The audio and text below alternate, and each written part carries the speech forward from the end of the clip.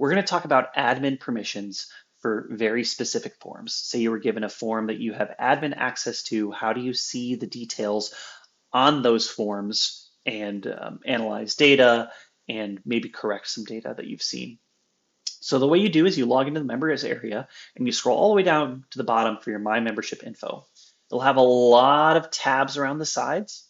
Where you will see the forms permissions is right here under forms permissions. They'll list every single thing that you have, every form that you have permissions to edit. I just only have the marching band profile for this tutorial, so we're just going to look at that. Okay, you'll see here a number of really cool things. First is you'll see a spreadsheet. Each row is an entry to this form, and the columns are different fields for that form. And you can sort by the different columns if you want. Hey, give me for an order for when they first submitted, or give me the last one that was submitted right now. You can also search, and the search is very, very accurate and very quick. So if I go Westfall, you see it's instantaneous how it filters to. I will note here that the search does search all of the fields. So if you search Chillicothe, for example, it won't just pull up Chillicothe High School. It'll also pull up people that have addresses in Chillicothe or, or any Chillicothe is mentioned in any of their show titles. Okay, so now if I'm going to look here on the left, you'll see on the very far left that are functions. There are 4 actions you can take on a particular entry to a form. The one on the far right is message board. Don't worry about it. Don't click it. You're never going to use it. The one to the right of that, left of that, is PDF, and that's if you wanted to see this particular submission as a PDF. That's how you could do it. Some people, that's reviewing this is easier than looking at the online display. That's totally your prerogative. One to the left of that is delete. That's really useful if you submitted some test entries to the form before going live. Once it's live data, don't delete things. We generally want to keep things around and persist data. The one on the far left, however, will be very useful to you, and that's to edit the form entry itself. So if you click that button, you'll be taken to a form that looks very similar to what the members saw when they first filled it out, with some notable exceptions. The first one being under each field, you will see the lock option. If you check that box, that means the member cannot go back and edit that particular field. This is really important, and you can see, scroll down.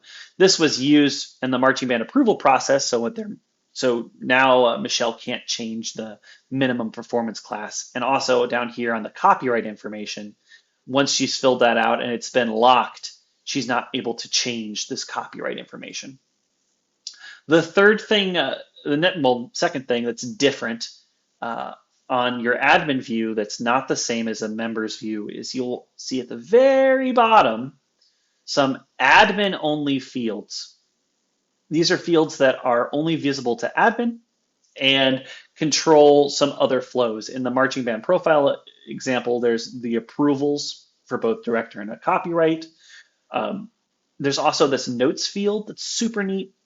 That's only visible to you. I know that Kim Simons used it during copyright approval to give notes to herself saying, hey, I denied this on this date because they didn't have enough information for that.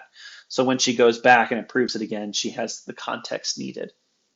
If you are making changes or edits, you might use this lock feature. Say you're editing the band bios or state marching band finals. You made it all nice and perfect. You don't want them to change this anymore. You fixed a spelling, hit the lock button, and that will help.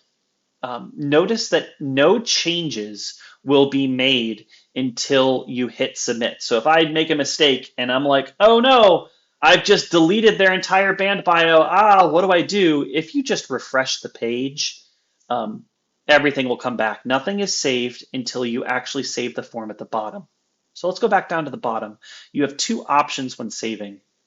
On the left is just saving the file, the form, without submitting it, and the one on the right is submitting the form. This doesn't really make as much sense to the admin user, but this mirrors the same options that a member would have when they're filling out the form. When the member fills out the form, they can either save the responses and not submit or submit the form. This makes more sense in like adjudicator applications where a member can edit their application all the way up until they submit. And once they've submitted, they can't edit past then. So then a member would like want to save, and then submit. As an admin user, you can do both at any time.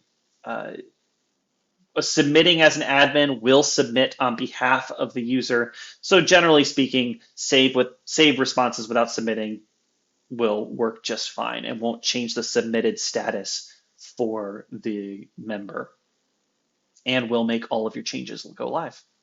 Anyway, I hope that was helpful. Bye.